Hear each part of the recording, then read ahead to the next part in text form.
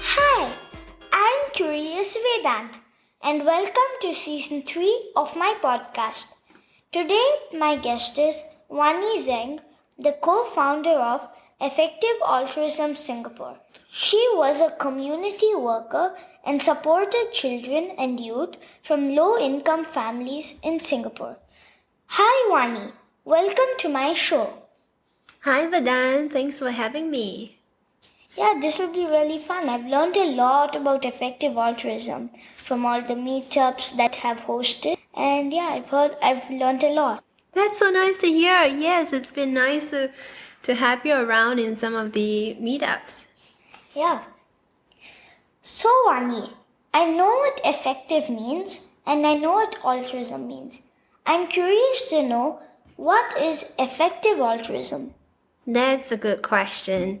So, as you know, altruism is about being compassionate. It's about helping others. And effective is about what works. It's about being able to do it better. So effective altruism is actually about how can we actually do good in ways that work. And it's because we have limited resources in our lives, and it's useful to consider these options. And when we take an effective altruism approach, we combine our head and our heart. We would ask ourselves, is there any evidence that certain things that we're doing actually is helpful or is working? And that way, we're hoping that we can do the most good that we can when we try to do good. Effective altruism, in this way, it's a philosophical approach, but it actually also refers to a global community of people who cares about doing good, the most good that we can. Being an effective good person? Well, good person is a very big word. I think everybody generally tries to be good. It's more about the actions that we can take. How can we actually do it better with more information? Combining the head, the thinking part of us when we try to do good. Nice. That sounds very inspirational. Why is it not enough to just be altruistic? That's a really good question.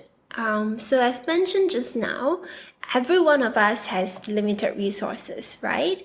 So resources as in we have limited time in this world and we have limited money. We have many other types of resources, but let's just imagine these two types. So there are also many social issues in the world that we can try to do something to help. And out of these causes out there, we kind of need to make a decision on how do we want to use our limited time and money to do good. So effective altruism provides you with this approach on figuring out the different things that you can choose from. If you're trying to use your time to do good, we can think about our time as volunteers, but we can also think about it in the time that we spend at work. Not in a general population, people spend about 80,000 hours of our time in our life to work. If we can figure out how do we want to choose our careers, our 80,000 hours can actually be spent to do a lot more good for the world. And we live in Singapore, so it's a place where people have the ability to give.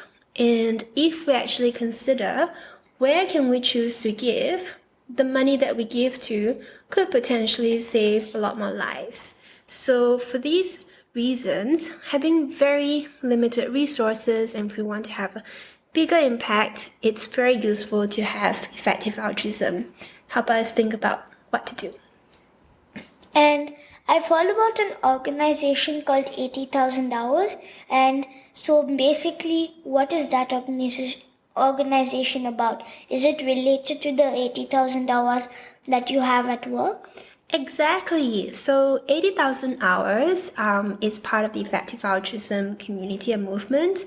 They are a team of people who are very brilliant in their minds, and they try to help people answer the question of how can I use my 80,000 hours to do the most good. So they do a lot of research and they look into different causes and help people understand what can they do in choosing their own careers. I think when I grow up, my career will be just like my dad, animal welfare expert. I'll save farm animals, and I'll save all these different types of animals. So I think that's the career I'm going to choose. That would be awesome. And I think that along the way, it's also useful to learn about the different issues. Sometimes by the time you're in the age that you can actually start working, you might want to check in with your dad. What's the situation with farm animal welfare? Because in different times, we might actually be faced with different developments of the issue. And what we want to do in effective altruism is not to stick to just one type of solution. We want to know that with the best available information, is it still relevant for us to work on it? And how can I best contribute? So I think you'll learn a lot about farm animal welfare throughout your life as a kid. Yeah, I've already learned a lot from my father, and I'm excited to learn more. I also learned a lot from your father. How can a person do most good? That's a really big question. So I think there are so many different ways to do good, but I'll share with you today about what effective altruism can offer. So I would suggest that people try and look up and understand the concepts of effective altruism better. And from there, they would have a lot more information to decide for themselves. But what I can share with you today is this idea of the expansion of our moral circles. So have you heard of the expansion of a moral circle? No. So I'll share a little bit with you the concept. Imagine that there's a small circle on paper and it's representing you. And imagine a circle that's on the outer circle that you're in, and it represents people in your life, your family, your friends. And imagine a bigger circle around that, and that represents your neighbors, your community. And more circles are surrounding the circle that represents you. So what it means is that this expansion of our moral circle is trying to get us to imagine and care about not just people closest to our lives, but also people that are far away from us, who might have different needs and help that they can get from others. And it also includes circles that represent non-human animals, sentient beings that can have the ability to feel pain, to suffer, and also having circles that actually represents people that are not born yet, future generations. So the idea of expanding our moral circle is relevant to how we can do the most good, because we oftentimes just think about people closest to us. We don't really think about how can we help those that we've never met. And considering this idea allows us to imagine, with our limited resources, is there a better way to use them? And are there paths that we haven't thought of before that can help us allocate our resources and time? For example, like you mentioned what your dad does, there are billions of animals in this world who are in factory farms. So we generally don't think about these animals because we never really think about that much in our lives. But when we consider the expansion of our moral circles, we would consider about the lives they're living, the quantity of animals, and how neglected the issue is. And from there, if we feel that we're well placed to do something, we can then act on it. Even if this is not human animals, we might not look like them, we might not behave like them, but if we believe that these are beings that requires our support and help, we would then be able to do something to help them. Is that confusing or is it helpful? Very helpful. I'm glad. So, I think of farm animals a lot, like probably since I was 2 years old, because I've heard my dad talk, like on meetings or just talking to his friends about all the issues, and I've learned a lot. So I think about them almost every day. Yes, I think that unlike most other kids, you get exposed to some issues that most people don't hear about. So that's great.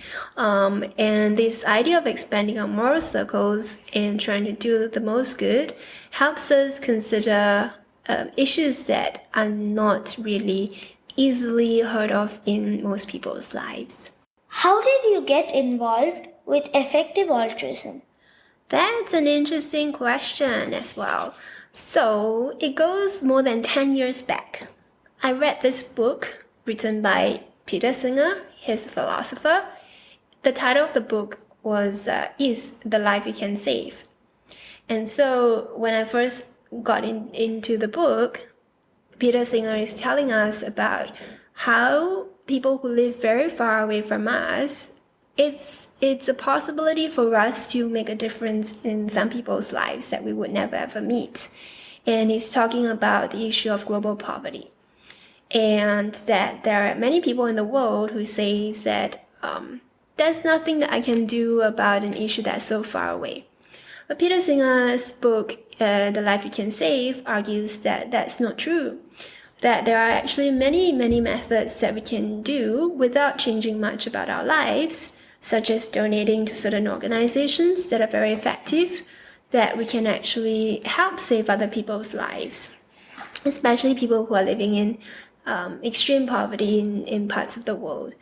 But there was no effective altruism back then. I only heard about effective altruism from his TED Talk in 2013. And from there, I started to meet more people online and in person who talked to me about effective altruism.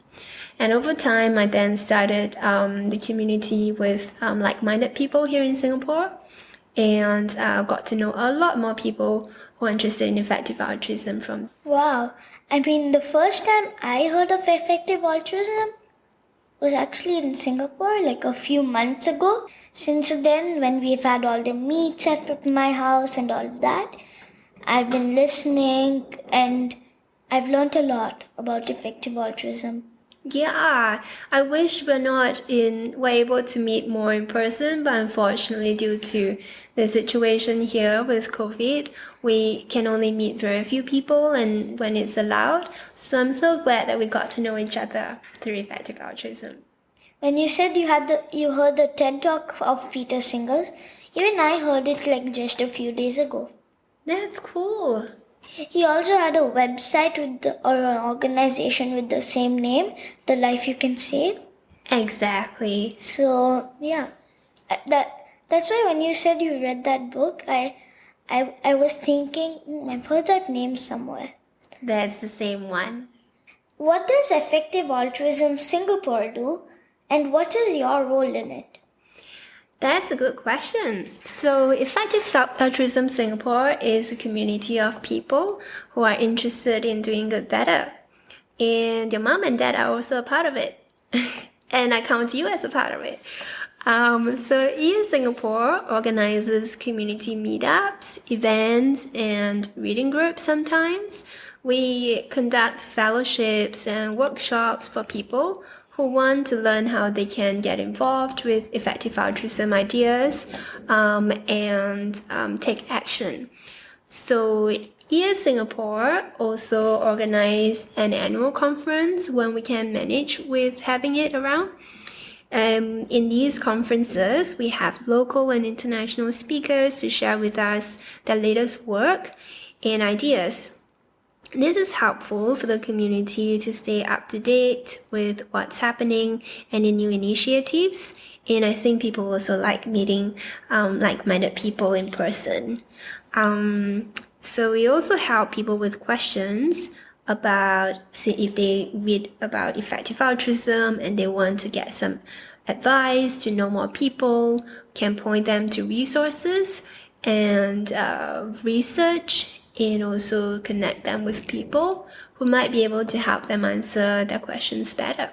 So these are some of the ways we try to be helpful for people who are interested in the ideas or in how they can do good differently, do good better. What can my listeners and I do to become effective altruists? That's such a practical question. First of all, I think that if your listeners haven't heard of Effective Altruism, it's to maybe Google it or maybe go to eahub.org and check out the community that's out there. Doing a quick search online gives people a lot of resources, including past talks as well as websites and information that they can learn more about effective altruism. If people actually feel ready enough, they can also think about the donation choices. Where can they choose to donate differently that could potentially help them make more difference with the amount that they donate? For example, I recommend checking out givewell.org. They have a lot of charities that they recommend that are very thoroughly researched and they're very cost effective to give towards. Meaning that if you give $100 to some of these charities, you can actually help a lot more people than giving to some other charities that might not be able to be as cost effective. And other ways that people can get involved is to learn more about the cause areas. For example, like you said just now, there's farm animal welfare, but there are also causes that could be relating to future generations' welfare. We call it long-termism. And when people want to think about what work they can choose to do, we think that this is an area that not many people are thinking about. Are there ways that you can ensure that future generation will be living in a world that is good to live in, that their well-being will be good? And there are issues related to that. For example, how can we ensure that artificial intelligence is going to be developed well, that is going to serve the future generations' well-being? And we can also think about ensuring that globally, can we maintain peace in the world? We can also think about climate change issues. How can we be trying to target things that would be more impactful in the climate change space? So there are many things that people can do to learn, to give, or to try to pick a career to do good differently. Now I'm inspired to give like some money out of my pocket money to some of the charities. I am so touched to hear that, Vedant, and I think that would be great, but do know that it's also important to save some money for yourself and take care of yourself. That something I think of every day is how we can also serve the future generations better, because in a lot of like places where I've just seen my parents talk about stuff like, now look at how we have treated the earth, like with poverty and climate change, like you said, and all these other issues. How can we make like the world better for the younger generations, for the generations in front of us? Yeah, it's a really important question. Because we live in a world where there's just so much we don't know about the future, but some areas that are really exciting to look into are, as I said, example of artificial intelligence. It's potentially able to change the way we live by so much, but we don't know whether we're developing it in a good way.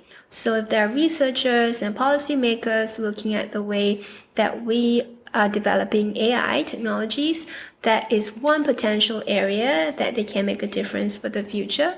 Some other areas are, as you know, we're living in the midst of a pandemic now. And while the pandemic is very serious for the whole world, and it's been more than a year and a half, we are also worried about would we be getting a worse biological pandemic in the future. So there are many issues that one can work on to ensure that in the future we have less serious issues that can impact the world very negatively happening.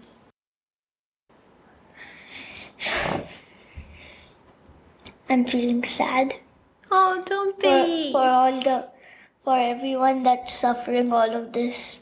Yes, it's very tough time, and I think we're very lucky where we are. And it's very important for also to your listeners that if they are struggling, we need to take care of our own selves, our mental health and well-being is a priority. In order to be well, then we can actually do good for others. So I hope that people would remember that as well, that mental health for our own self is also very important. Dear listeners, the links to givewell.org and eahub.org will be there in the show notes. I have heard that you have backpacked across many countries. Can you share your experiences? Oh, that was such a while ago. Sure, I'll be excited to share. Speaking of it now, seems very surreal, but that was pre-COVID. I was very lucky to be able to travel around Southeast Asia and parts of South Asia for a period of time. And the countries that I visited are quite different culturally from Singapore. Although Singapore is in Southeast Asia, I've always felt that the region looks very different, and I've been very curious. So when I traveled, I took the bus, I took the trains, and I met many different types of people in the region, and they lived many different types of lives. But I found something very interesting, which is that despite different languages and religions and ethnicities and cultures, we all actually have a lot more common in our lives as humans. So that was a very memorable trip, and I visited a lot of Even when I moved to Singapore with my parents, we were thinking of going all around Southeast Asia, like Indonesia and Thailand and Malaysia and all of those places, but none of it ever happened because of COVID. Yeah, it's you moved here in a very interesting period where life looks very different. I was very lucky to visit Vietnam, Cambodia, Laos, Myanmar, and as well as India and Nepal. So these are very different places, but very interesting. Yeah, I've been to Cambodia before. Oh, did you see the Angkor Wat? I did. It's so huge. Yeah, very huge. It's incredible that people used to be able to build that. Yeah, even now we can't build things like that. I mean, we can, but not out of stone. The engineering is something that I cannot fathom. Yeah, and like the carving that they used, that's really nice. It is. Like all the statues of the gods and all of that. It's really fascinating. It is, and it's a bit of a shame that it was destroyed a little during the Khmer Rouge regime. And I think that part, luckily, they were able to preserve a lot of the Angkor Wat area and temples. So I'm so glad that we are still able to appreciate the engineering from that time. I went there when I was 2 years old. And I can remember it was really nice. I was sitting on my dad's shoulder and using his head as a table for mangoes and watermelons. That's so cute. Yeah, it was. What did you want to be as a child? I haven't been asked the question for so long. I think people don't really talk about their childhood ambition. So let me think. I think I wanted to be a teacher because I had a lot of role models, and I think I admired my teachers. So I can remember that when I was a child, I would pretend play with my sister and make her listen to me like I'm the teacher. But she's actually a teacher now, and I'm not. Yep, even I was thinking of being a teacher, but then I like kept thinking what teacher I wanted to be, and I didn't find out, so I just thought I'll come back to it later. Yeah, you still have a long way ahead and many types of careers to Not too explore. long. Compared to me. Yeah. Thank you so much for coming on my show. Thank you so much, Vedan, for inviting me. It's such a pleasure and an honor to be on your show. Yeah, this was so fun. I learned a lot about effective altruism. And you're an inspiration to me.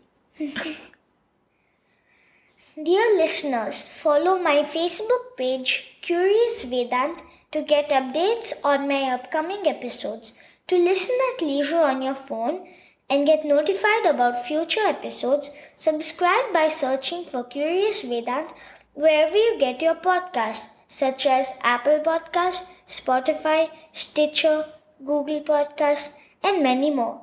You can also listen to my show on curiousvedant.com. Thank you for listening to Curious Vedant. Don't forget to rate and leave comments.